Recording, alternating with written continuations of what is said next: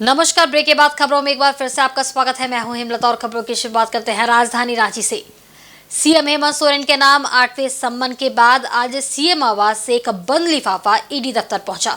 हालांकि इस बंद लिफाफे का मजमून क्या है, अभी इसको लेकर कोई जानकारी सामने नहीं आई है, लेकिन माना जा रहा है कि इस बंद लिफाफे में ईडी को उन सवालों का जवाब भेजा गया होगा जो उनकी ओर से 8वें सम्मन में उठाया गया था। वहीं 8वें सम्मन में सीएम हेमंत की चुप्पी पर सवाल उठाते हुए ईडी ने साफ अल्फाज में चेतावनी जारी करते हुए कहा था कि बार बार के सम्मन के बावजूद आपका उपस्थित नहीं होना कई सवाल खड़े करता है। इस हालत में ईडी कानूनी कार्रवाई को बाध्य होगी और खुद ईडी ही आपके दफ्तर पहुंच सकती है। उस हालत में कानून व्यवस्था बनाए रखने की जिम्मेवारी राज्य सरकार की होगी। माना जाता है कि आज ईडी के उसी 8वें सम्मन का जवाब भेजा गया है। और इधर 4 फरवरी को मोरहाबादी मैदान में प्रस्तावित आदिवासी एकता महारैली का आयोजन किया जाएगा। इसको लेकर संगम गार्डन में मांडर के पूर्व विधायक बंधु तिर्की की अध्यक्षता में कार्यशाला का आयोजन किया गया। इस कार्यशाला में मांडर के वर्तमान विधायक शिल्पी नेहा तिर्की सहित कई सामाजिक कार्यकर्ता मौजूद थे। कार्यशाला के उपरांत बंधु तिर्की ने कहा कि इस आदिवासी एकता महारैली में लाखों की संख्या में आदिवासी समाज के लोग शामिल होंगे। बीजेपी और आरएसएस के लोग आदिवासी समाज में जहर घोलने का जो काम कर रहे हैं, उसके मंसूबों को कभी पूरा नहीं होने देंगे।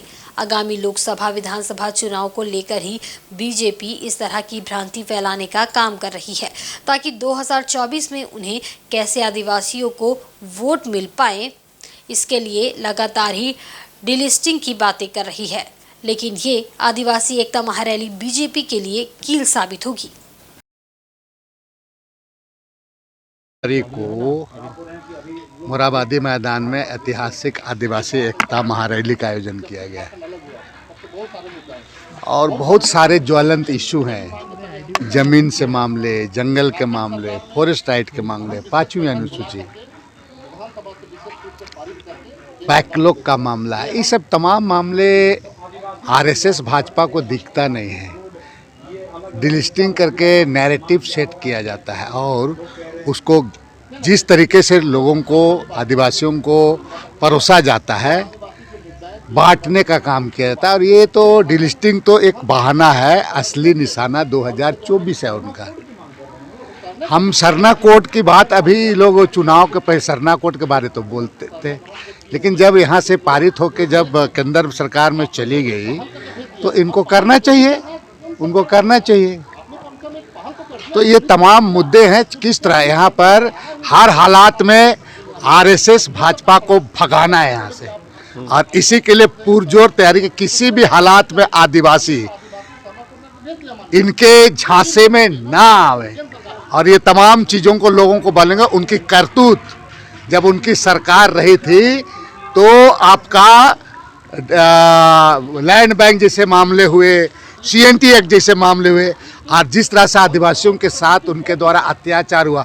अभी आपका छत्तीसगढ़ का जंगल का क्या हो रहा है, ये लोग इस सब चीज़ों में बोलने वाले नहीं हैं, इसलिए इनको बेनकाब किया जाएगा और आदिवासी एकता को, चट्टानी एकता का परिचय दिया जाएगा। इधर जुगसलाई में हुई गोली चालन की घटना में पुलिस ने 1.5 घंटे में ही आरोपी को गिरफ्तार करने में सफलता पाली है, जिसमें यह खुलासा हुआ है कि पिछले वर्ष हुई गोली चालन की घटना की वजह से ये घटना घटित की गई है, जिसकी जानकारी सिटी एसपी ने प्रेस वार्ता कर दी।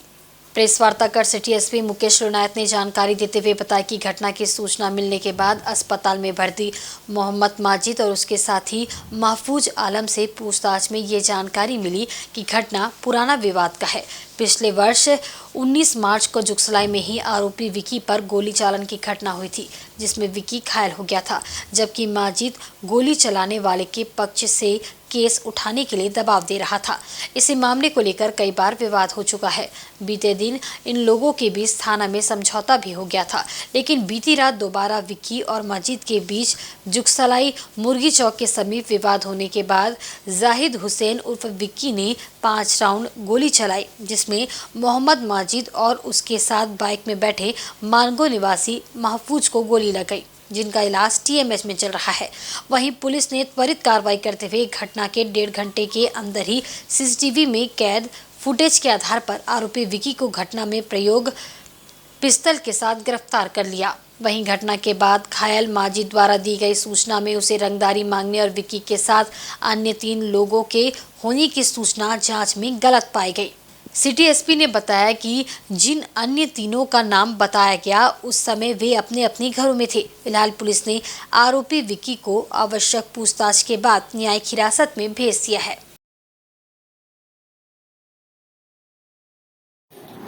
ये विगत रात्रि जुगसलाई थाना अंतर्गत सोनू आटा चक्की नियर मुर्गी चौक के करीब 10:30 बजे के आसपास गोली चलने की सूचना प्राप्त हुई। तो सूचना का जब सत्यापन किया गया तो ज्ञात हुआ कि किसी अपराधकर्मी द्वारा मोहम्मद माजिद और महफूज आलम नाम के 2 व्यक्तियों को गोली मारकर जख्मी किया गया है, जिन्हें टीएमएच अस्पताल में भर्ती कराया गया। जब पुलिस द्वारा जब टीएमएच अस्पताल पहुंचकर जख्मियों से पूछताछ किया गया था तो तब मोहम्मद माजिद द्वारा बताया यही कि पुरानी दुश्मनी को चलते जुगसलाई के रहने वाले जाहिद हुसैन और विक्की द्वारा उनके ऊपर गोली चलाई गई है। इस संदर्भ में मोहम्मद माजिद के फर्द बयान के आधार पर कांड दर्ज करते हुए पुलिस द्वारा त्वरित कार्रवाई करते हुए इस घटना में शामिल प्राथमिक अभियुक्त जाहिद हुसैन और विक्की को गिरफ्तार किया गया है तथा इसकी पहचान दही पर जो घटना को कारित करने में जो पिस्तल का इस्तेमाल किया गया था उस पिस्तल को भी बरामद किया गया तथा घटनास्थल से एक खोखा को जब्त किया गया है। तो गिरफ्तार अभियुक्त द्वारा जब घटना को कारित करने के पीछे वजह पूछा गया तो ज्ञात हुआ कि 3 अपराध कर्मियों द्वारा पिछले साल 19 मार्च को जाहिद हुसैन और विक्की पर गोली चलाई गई थी। तो पुलिस द्वारा तीनों को गिरफ्तार करके जेल भेजा गया था। उन तीनों अपराध कर्मियों की तरफ से ही जो जख्मी इस कांड में मोहम्मद माजिद इस पर केस को उठा लेने की या समझौता करने का बराबर दबाव बनाया जा रहा था और समझौता नहीं करने पर गंभीर परिणाम भुगतने की बराबर इसको धमकी दे रहा था और तरह तरह से इसको टॉर्चर कर रहा था। उसी के चलते जाहिद हुसैन द्वारा इनके ऊपर गोली चलाई। वहीं मकर संक्रांति का त्यौहार राजधानी रांची में भी काफी हर्षोल्लास के साथ मनाया गया, जिसके तहत झारखंड टूरिज्म विभाग की तरफ से कांके डैम में पतंग उत्सव का भी आयोजन किया गया, जिसमें सिर्फ रांची ही नहीं दूसरे जिलों से भी लोग पहुंचे। इस पतंग उत्सव में गुजरात से भी लोग शामिल हुए, जो अपने साथ 30 तरह के पतंग गुजरात से लेकर आए हैं। सबसे बड़े पतंग की ऊंचाई 100 फीट है, जिसका वजन लगभग 20 किलो है, पर हवा कम होने के कारण उड़ाने में यहाँ थोड़ी दिक्कत इन्हें हुई।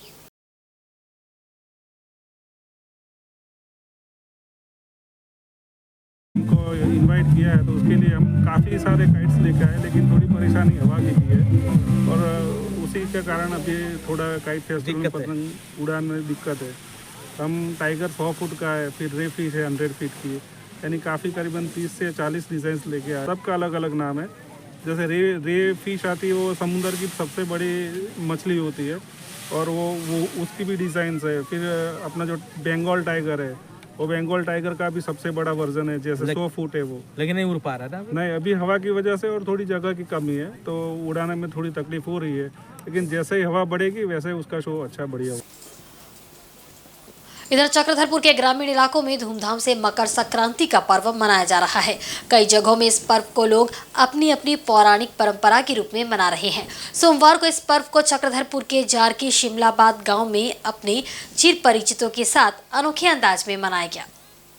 गांव में हर साल की भांति इस साल भी लोग ढोल नगाड़ों की धुन पर नाचते झूमते हुए निकले, जिसमें बच्चे बूढ़े नौजवान सभी शामिल थे। इस दौरान ये टोली हर घर के दरवाजे पर पहुंचती और घर का मुखिया बाहर निकलता है। मुखिया से पूछा जाता है कि वे इस साल क्या मनोकामना चाहते हैं। घर के मुखिया के द्वारा बताए गए मनोकामना पर सभी लोग हरि बोल का नारा देते हुए सभी मनोकामनाएं पूरी होने की ईश्वर से प्रार्थना करते हैं। उसके बाद घर के मुखिया के द्वारा सभी को मिठाइयाँ बांटी जाती है। इसी तरह इस गांव में लोग ढोल नगाड़ों की धुन पर नाचते झूमते एक दूसरे का प्यार और आशीर्वाद प्राप्त करते हुए इस पर्व को मनाते हुए नजर आए।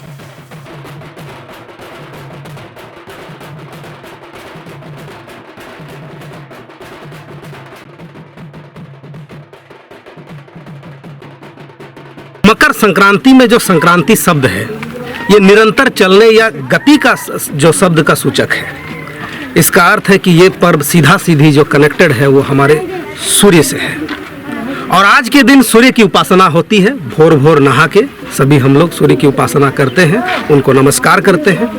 और चूँकि ये पर्व कृषि प्रधान पर्व है, कृषि के ऊपर है और हमारा देश जो है कृषि प्रधान देश है और ये मकर संक्रांति जो है हमारे ये क्षेत्रीय इलाके में मकर संक्रांति के नाम से, लेकिन भारतवर्ष में समूचे जगह में मनाया जाता है।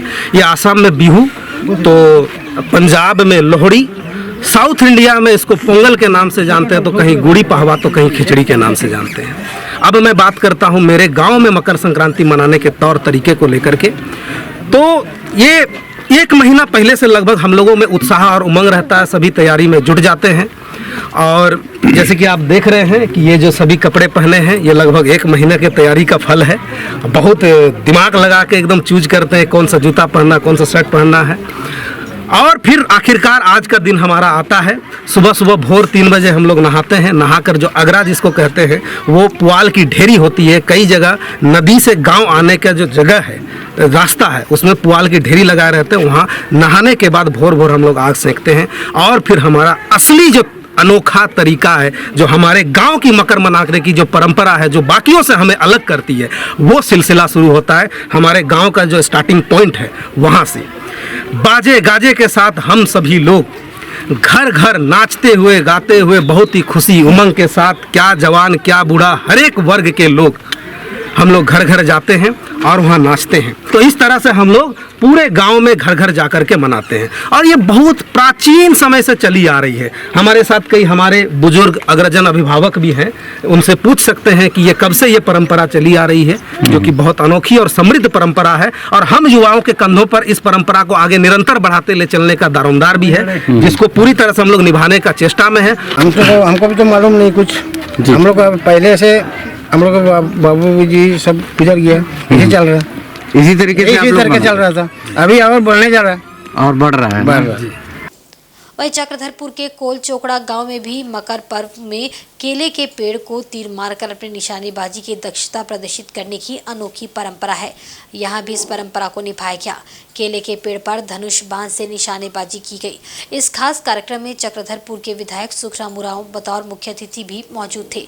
इस निशानेबाजी की प्रतियोगिता में विजेता निशानेबाज खिलाड़ियों के बीच विधायक सुखराम उरांव द्वारा पुरस्कार का वितरण किया गया। विधायक सुखराम उरांव ने कहा कि इस पर्व को हर जगह उत्साह के साथ मनाया जाता है, लेकिन गांव में इस पर्व का दृश्य सबसे अनोखा और मनमोहक होता है। लोग एक दूसरे के साथ मिलकर इस पर्व को मनाते हैं। ये पर्व सभी को एकता के सूत्र में बांधता है। विधायक होने के नाते चक्रधरपुर वासियों को मैं ढेर सारा शुभकामनाएं दूंगा। और जैसा कि हम लोग मानते आए हैं कि ये वो 12 मास, ये देखो वो माघ मास। मतलब कहने का मतलब ये है कि नया साल के रूप में हम लोग इसको मनाते हैं। और इस समय अगर 12 साल के 12 महीना होता है, 12 महीना अगर हम लोग गुजारते हैं तो तभी ही ये दिन अगले साल 2025 में देखने मिलेगा। और भगवान से मेरी प्रार्थना है कि सभी लोग, हम लोग आज के जो लोग हैं, सभी लोग हम लोग स्वस्थ रहे, सुरक्षित रहे। और 2025 में दोबारा फिर से हम लोग यहाँ मिलेंगे। और जिस रीति रिवाज के साथ में आज जो कार्यक्रम हुआ है, ये रीति रिवाज में हम लोग सब लोग उपस्थिति हो, ये मेरी आप सबसे अनुरोध है। इधर मकर संक्रांति के अवसर पर जमशेदपुर में तमाम लोग दान पुण्य करते नजर आए। आज के दिन नदी स्नान के बाद दान पुण्य का विशेष महत्व होता है। इस दौरान अपने दायित्व का निर्वहन करते हुए भोजन का वितरण जरूरतमंदों के बीच दीनबंधु ट्रस्ट संस्था के द्वारा किया गया। इस अवसर पर ट्रस्ट के लोगों द्वारा स्वर्णरेखा नदी किनारे बैठे सैकड़ों जरूरतमंदों को भोजन करवाया गया। ट्रस्ट के अध्यक्ष उत्तम चक्रवर्ती ने बताया कि ट्रस्ट पूरे वर्ष असहाय और जरूरतमंदों की सेवा करती है। आज के इस खास दिन को भी ट्रस्ट मानव सेवा कर मना रही है। साथ ही कहा कि लगातार हर प्रकार से ट्रस्ट असहाय लोगों के सेवा के लिए हमेशा तत्पर रहेगा। ट्रस्ट के द्वारा जितने भी मांगकर गुजारा करने वाले और जरूरतमंदों के बीच खिचड़ी भोग का वितरण किया जा रहा है। हमारी संस्था ऐसे जरूरतमंद लोगों पर हमेशा काम कर रही है और आगे भी करते रहेगी। और हम सभी संस्था के ट्रस्टियों ने आज सूर्य भगवान से ये प्रार्थना भी की है कि जिस तरह सूर्य की किरणें सभी पर बराबर पड़ती हैं, उसी तरह से हमारी दीनबंधु संस्था भी सभी के लिए काम करेगी। और ईश्वर से ये कामना करते हैं कि सभी ऐसे जरूरतमंद लोगों के लिए सरकार एवं समाज के जितने भी सामाजिक संगठन हैं, ये आगे आकर इस तरह से काम करें ताकि इस तरह के जरूरतमंद लोगों को अधिक से अधिक लाभ मिले।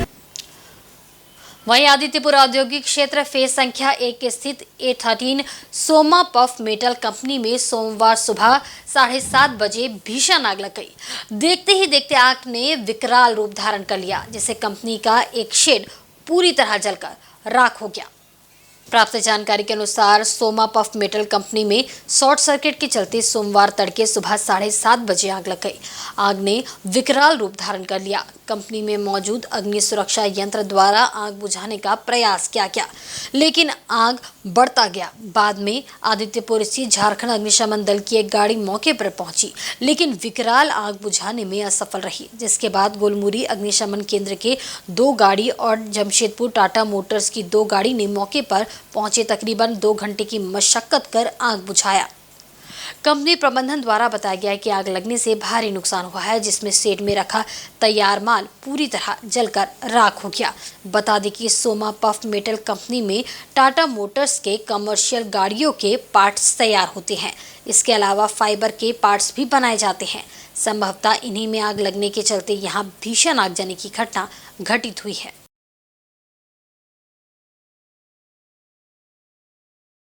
दो गाड़ी लेकर आए, आग अभी काबू पर है। भयंकर स्थिति था। आने के बाद पूरा कंपनी में मतलब आधा तरफ लहक रहा था आग, ऊंचा ऊंचा तक लहक रहा था। 3 गाड़ी है। 10 बजे आग लगा, आधा घंटा 45 मिनट में आग को दमकल की गाड़ी से और स्थानीय लोगों के मदद से आग पे काबू पा लिया गया। भारत मौसम विज्ञान केंद्र आज 150वां स्थापना दिवस समारोह मना रहा है। इस मौके पर रांची के हिनू स्थित मौसम विज्ञान केंद्र में समारोह आयोजित करके गौरवशाली अतीत और उसकी उपलब्धियों पर चर्चा की गई। समारोह में मौसम विज्ञान केंद्र रांची के प्रभारी अधिकारी ए कुजूर, एयरपोर्ट अथॉरिटी के निदेशक RR मौर्य और बिरसा कृषि विश्वविद्यालय के डॉक्टर रमेश कुमार समेत कई गणमान्य लोग उपस्थित थे। मौके पर विभाग के अन्य वरीय और कनीय मौसम वैज्ञानिक और कर्मचारी उपस्थित थे। सर्वप्रथम हिनू स्थित कार्यालय में दीप प्रज्वलित करके और केक काटकर विभाग का स्थापना दिवस मनाया गया। मौके पर प्रभारी वैज्ञानिक ए कुजूर ने कहा कि 150 वर्षों के दौरान विभाग में कई बदलाव देखे हैं। उन्होंने कहा कि विभाग का उद्देश्य है कि एग्रीकल्चर से लेकर एविएशन सेक्टर तक सटीक अनुमान दिया जाए। उन्होंने बताया कि 150 वर्षों के दौरान विभाग के पास सुपर कंप्यूटर से लेकर सैटेलाइट तक का सफर तय किया गया है।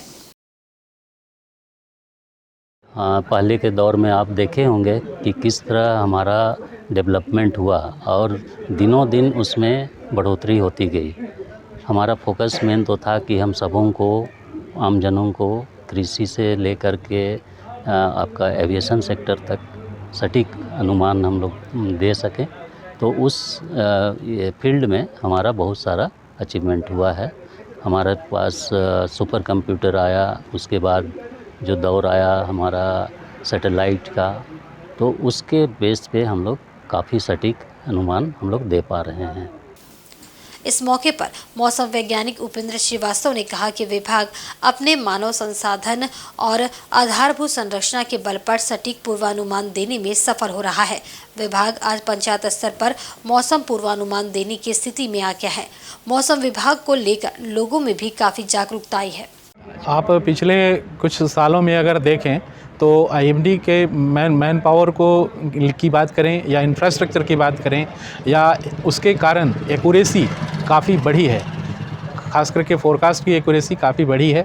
और पहले हम लोग जो है सो आज ही जो है इस अवसर पे, आज इस शुभ अवसर पे हम लोग पंचायत लेवल तक भी फोरकास्ट करने की स्थिति में आ गए हैं। पहले जहां डिस्ट्रिक्ट लेवल का फोरकास्ट होता था, फिर हम लोगों ने उसको ब्लॉक लेवल तक, फिर आज पंचायत लेवल तक भी हम लोग फोरकास्ट करने की स्थिति में हैं। उसके लिए एक IMD ने अपना ऐप भी लॉन्च किया है, जो कि आपके हैंडी है और व्यक्ति तक पहुंचाने की योजना है। और उसके कारण जो है सो आज इसका इतना लाभ है कि जन लोग मौसम के प्रति अवेयरनेस लोगों में आया है। लोग सचेत हो गए हैं। कहीं भी अगर जाते हैं घूमने तो लोग पहले वहाँ की जानकारी पहले ही देख लेते हैं और तब जाते हैं कि हाँ कैसा रहेगा मौसम, कैसी बारिश होगी। तो इसके कारण काफ़ी लाभ हुआ है और एक्यूरेसी काफ़ी बढ़ी है।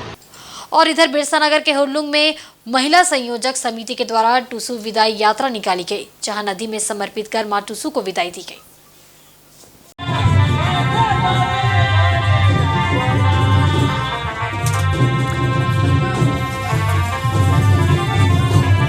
ये परंपरा कुड़मी समाज की ओर से सदियों से चली आ रही है, जिसे आज भी बरकरार रखते हुए अपनी संस्कृति को आगे बढ़ा रहे हैं। परंपरा के बारे में कुड़मी समाज के केंद्रीय अध्यक्ष प्रसन्नजीत महतो ने बताया कि वास्तव में टुसु पर्व धान की खेती पर आधारित है। इसे अगहन संक्रांत से आरंभ होकर पूरे 1 महीने तक मनाया जाता है। इस दौरान कुंवारी बच्चियों द्वारा एक घड़ा, जिसे चौड़ल भी कहते हैं, उसमें धान रूपी महाशक्ति टुसु माँ को स्थापित कर प्रत्येक दिन एक फूल डालकर पूजन किया जाता है।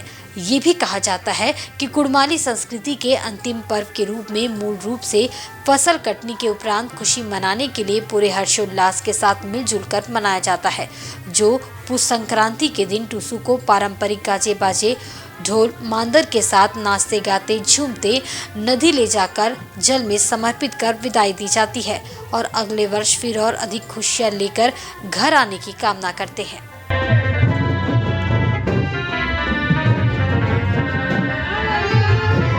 कि हम लोग का ये टुसु पर्व जो होता है, ये अगहन संक्रांति से लेकर के पुष संक्रांति तक पूरे 1 महीना इसको मनाया जाता है और इसका सीधा संबंध हमारा धान की खेती से है।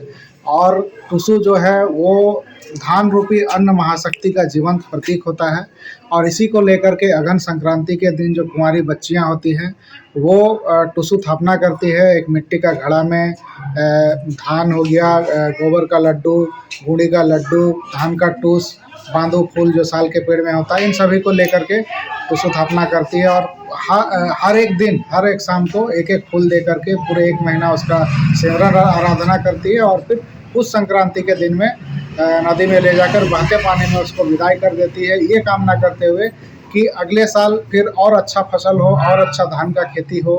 इसी कामना के साथ जो धान रूपी अन्न महाशक्ति टुसु माई को विदाई दिया जाता है और इस तरह से ये टुसु पर्व का हमारा 1 मासीय पर्व का समापन किया जाता है। अखिल भारतीय गौड़ महासभा के द्वारा चक्रधरपुर के उत्कलमणि विद्या मंदिर स्कूल के प्रांगण में सोमवार को अखिल भारतीय गौड़ महासभा के संस्थापक स्वर्गीय अलंगो प्रधान की पुण्यतिथि मनाई गई। इस मौके पर गौड़ महासभा के नेता और बुद्धिजीवी स्कूल के प्रांगण में एकत्रित हुए।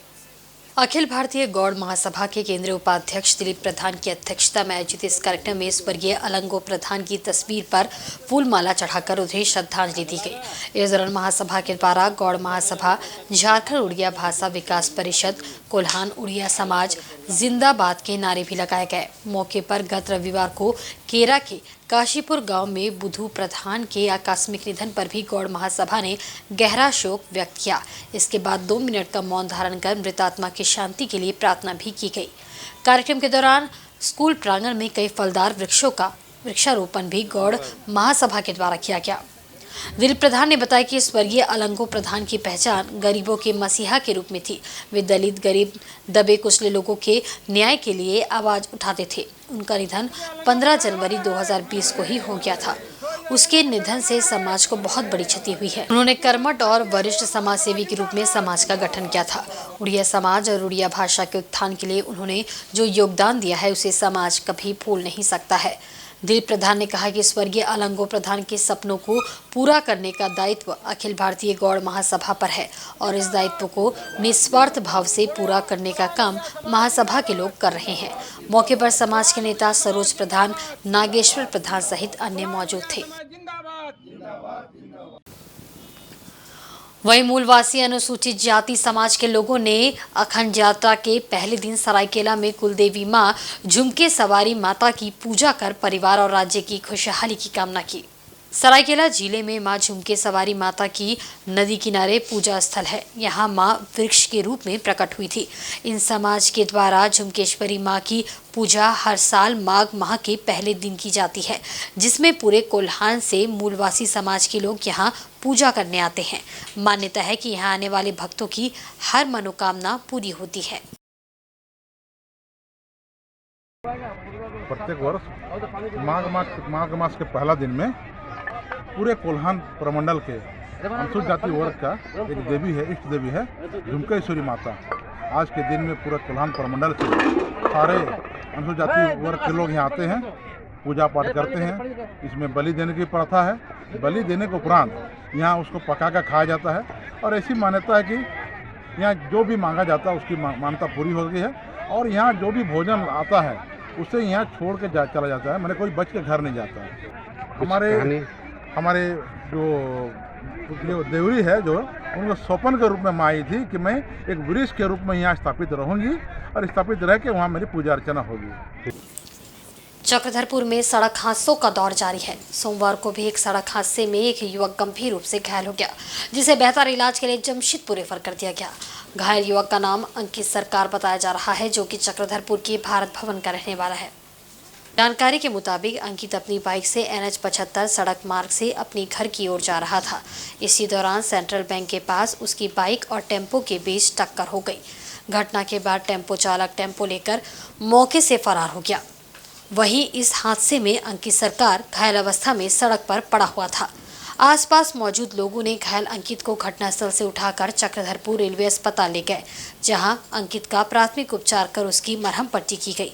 अंकित को पैर सहित शरीर के अन्य हिस्सों में भी गंभीर चोट आई थी। उसकी गंभीर अवस्था को देखते हुए उसे टाटा रेफर कर दिया गया, लेकिन टाटा ले जाने के लिए एम्बुलेंस नहीं मिलने से अंकित के परिजन परेशान रहे। रेलवे अस्पताल में अस्पताल की एक एम्बुलेंस भी खड़ी थी, लेकिन अस्पताल प्रबंधन ने उसे देने से इनकार कर दिया। लोगों का कहना है कि जब लोगों की जान बचाने के लिए एम्बुलेंस का प्रयोग नहीं किया जा सकता है, तो रेलवे की ऐसी व्यवस्था से आम लोगों को क्या लाभ होगा। रेलवे अस्पताल के द्वारा एम्बुलेंस नहीं दिए जाने पर लोगों में भारी गुस्सा देखा गया। इसके बाद किसी तरह दूसरी वाहन की व्यवस्था कर घायल अंकित को बेहतर इलाज के लिए टाटा ले जाया गया।